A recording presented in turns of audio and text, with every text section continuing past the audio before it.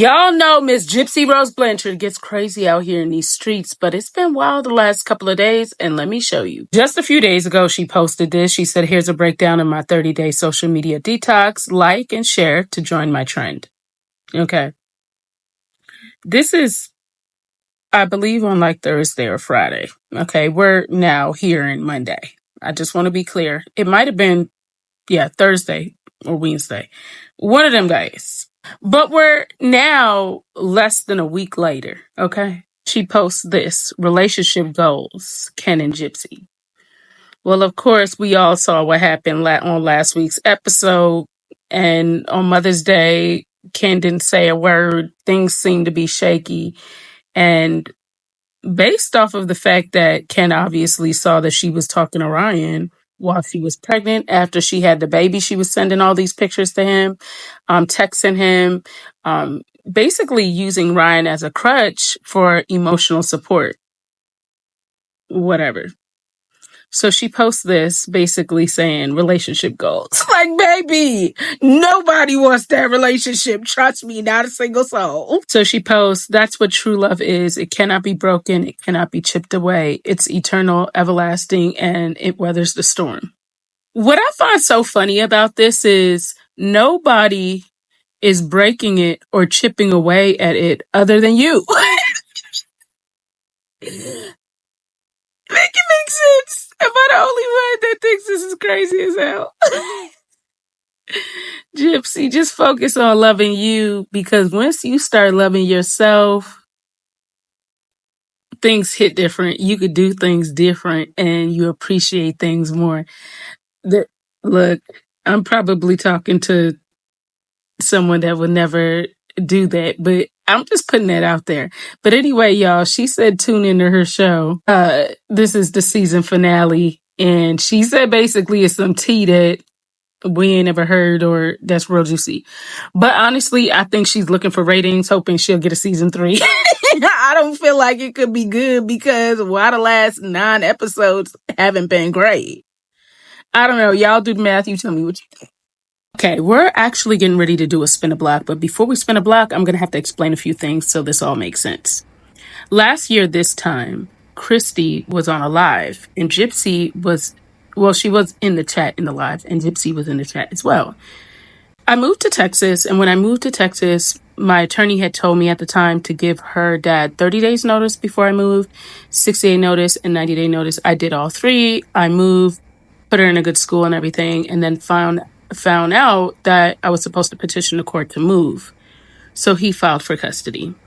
We ended up going to court. They didn't give me the option to move back and keep her. They gave him physical custody, but we still had joint legal custody. I had every other weekend. I was flying my daughter out to Texas every 2 weeks for Friday, Saturday, and Sunday. She'd go back Sunday. And that was happening every 2 weeks. And I had like summers and all of that. Anyway, I ended up getting her back because something major happened and her dad realized that she needed to be with me. So I spoke about this in my content. I've always been very transparent about my life, right? If I would have known then that I would have not had physical custody of her at that time, I would have never moved. I would have stayed put. But at the same time, you always have to look at your cup like it's half full versus half empty. And I say this because there's a lesson to be learned in everything. And one of the things that I really learned while I didn't have her was I learned more about me. I learned so much about myself, and I think it helped me become a better mom and a better person. And I told myself every day that I didn't have her, it needed to count because I didn't have her. So there was no reason to stop me from being whatever or being the best me. Whatever I needed to do, I needed to do it because if I didn't have her, I needed to make it count. You know, at the end of the day, I wanted to be able to say, well, I was able to accomplish this. I was able to accomplish that. And so now when I have her, I'm a better version. I I have more tools and more, everything. So I've always been very transparent about that. Christy takes to the internet and bashes me about how I lost custody of my daughter. I was probably abusive and all this stuff. And I shouldn't be talking about Gypsy because I didn't have my kid. And I've had my daughter for over 2.5, 3 years now. Yeah, like 3 years now. And, or two. Yeah, it's 2.5 years. And I was like, dang, like she's really on this internet as if I wasn't already transparent about my life. I've never faked the funk. I've always, because my story can always be a testimony to someone else, or someone else can survive something or get the strength to go through something, seeing that I made it through it. So that's why I've always been transparent about my life.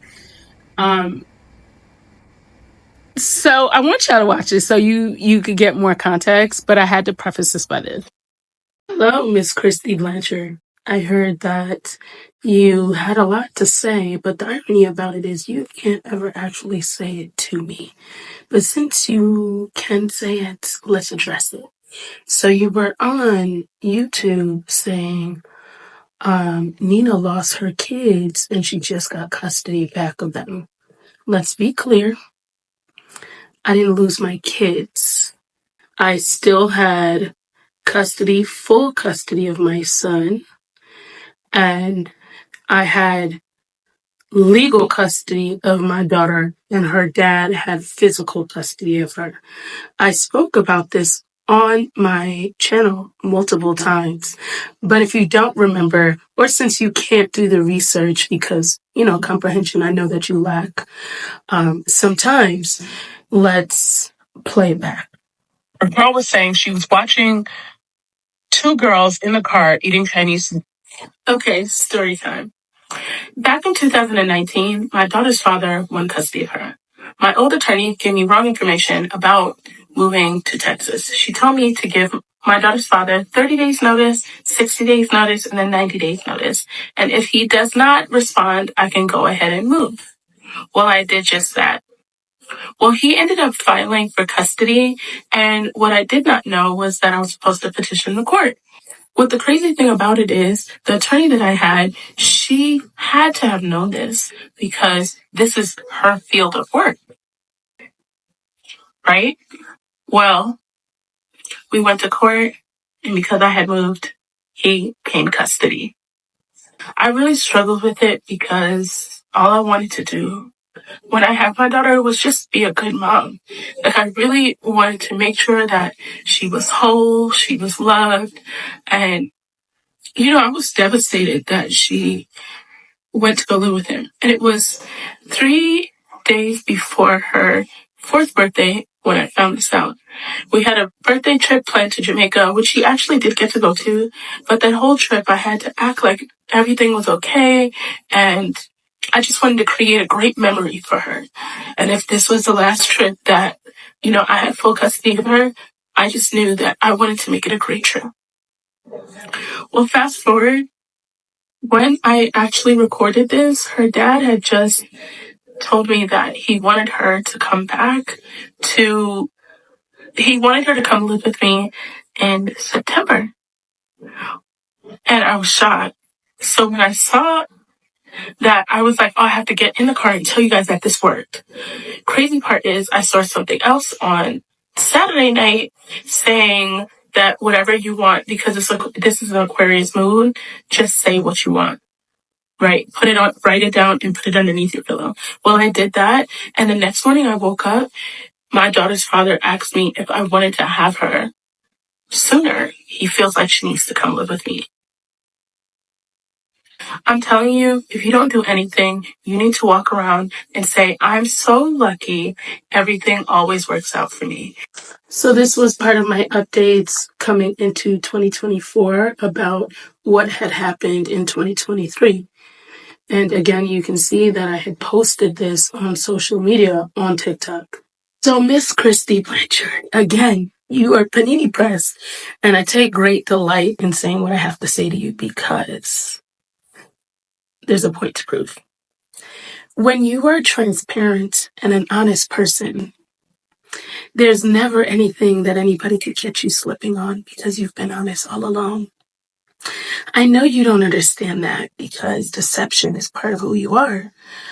And I thought it was interesting that Gypsy had said, when you said Nina had lost her custody of her kids, she said, "Oh, Mom, you went there. But let me take it a little step further. I never caught a body. And I was never pulled over and hauled for substances that I had been using." You know what I'm talking about, Lovebug. So there's no skeletons in my closet, although you would love for there to be some. Not everybody is a criminal. Only just you. Bye-bye. The Diddy trial just got darker, and I mean criminal underworld dark. Don Richard just took to the stand and basically said this wasn't just toxicity, it was terror. Threats, pew-pews, a designer rug bag, and people were being warned that they might go missing. Baby, let's unpack it all. Dawn testified that after witnessing Diddy lose control, he pulled her and others to the side and said something very chilling. Y'all know people go missing when they talk too much. Not a joke, not subtle, not metaphorical. She said she took that as a threat, and honestly, so would I. The courtroom froze, baby. They froze. Because we're not talking about celebrity mess anymore. This was mob boss behavior. That's serious. Dawn said Diddy always had pew-pews on him. Literally. Not metaphorically. Strapped. Baby, he wore them on his lower back, and his security team was armed too. This wasn't about protection. This was about power. You walk into a studio or a party, and everybody sees you're packing heat. You speak out, you might not make it to brunch. Let's talk about the Louis Vuitton toiletry bag from hell. Dawn said it went everywhere with Diddy. What was in it? Not toothpaste. She said it carried green, Molly, Coca-Cola, and ketamine. You know, I can't say the word. I don't want to get in trouble. He had a whole alphabet soup of rugs. That bag wasn't just an accessory. It was evidence. It went from LA to Europe and allegedly followed every freak-off and vacation he ever had. That is berserk. Dawn didn't just testify about one bad night. She described a lifestyle of intimidation, pew-pews, threats, and narcotics in designer wrapping. She didn't sound confused. She sounded like someone that had been holding her breath for 15 years. And if you thought this trial was about a single incident, think again. Stay tuned, stay seated, and stay ready because the tea never stopped pouring. And baby, this was hot. Day 6 of the Diddy trial, and baby, injury photos, hotel room evidence, and Cassie's ex-friend, who didn't even want to testify, ended up telling the courts everything that would literally haunt you. Let's get into it, because the latest is jaw-dropping testimonies and receipts. Photos entered the chat, and when I tell you this evidence, the prosecution brought in multiple graphic photos showing Cassie with a swollen lip, busted, deep gashes over her eye, and bruises all over her back and shoulders. These weren't vague marks. These were clear, undeniable signs of violence. The courtroom was reportedly silent as the jury studied the images. You could feel the tension in the room. It's one thing to hear about the abuse, but it's another thing to see it with your own 2 eyes. Cassie's former friend Carrie Morgan took to the stand and immediately said she did not want to be there. But even so, she gave one of the most damning testimonies so far. Carrie said she witnessed Diddy kicking Cassie so hard she hit her head on a brick and lost consciousness. She also said Diddy was sober during these incidents. No drugs, no alcohol, just rage. She described another moment where Diddy dragged Cassie by her hair, and Carrie said she didn't want to testify because she feared what would come from it. But she did anyway, and that part is so powerful. Carrie also recalled the aftermath of one of those hotel assaults. Cassie was trying to recover, lying on the couch, completely shut down. Diddy? He showed up to her apartment with a hammer, trying to break down the door. Yes, the door. Carrie said she looked through the peephole and saw him banging on the door, yelling. Meanwhile, Cassie sat on the couch and was still unresponsive. This wasn't a lover's quarrel. This was stalking and intimidation in real time, straight out of a crime doc. Photos from Diddy's hotel were submitted into evidence, and baby, it was wild. It looked like it came straight out of an HBO series. Investigators found large amounts of cash, baby oil, lubricant, and a stash of rugs, ketamine, MDMA, I don't even know what that is. A prescription bottle under Frank Black. Let's be real. Baby oil, lube, ketamine, in a luxury suite, that paints a very specific picture for the jury. Getting every brush stroke.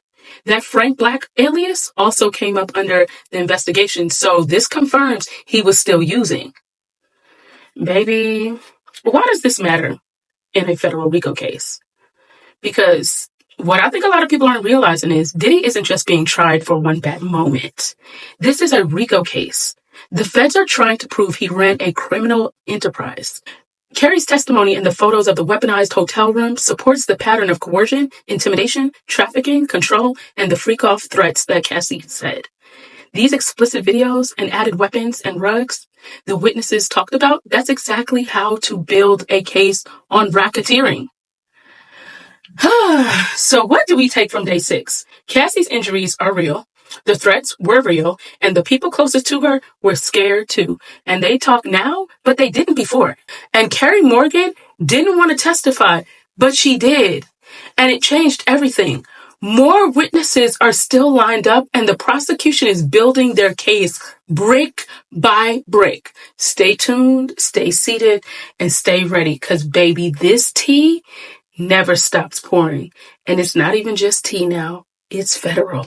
Okay, so this is my first vacation OOTD. This dress is from Shein. These shoes are from Fashion Nova. This purse is YSL. I love this dress because of the bow. That's why I bought this dress. It's the bow for me. You know I'm a bow girl. My fragrance of the night, and this is a new fragrance, and I'm absolutely in love with it, is Kirky by Mason Francis Kirk Dejean. It gives like peaches and like sweet, but not too sweet. And I actually mixed it with Rihanna's favorite fragrance, which is Killian Love Don't Be Shy. Baby, when I tell you I am eating down with this dress and this fragrance, this is an explosion. Mason Francis Kirk Dejean Kirky and Killian Love Don't Be Shy. Don't ever say I didn't tell y'all about a secret, because baby, you're going to eat down with it on.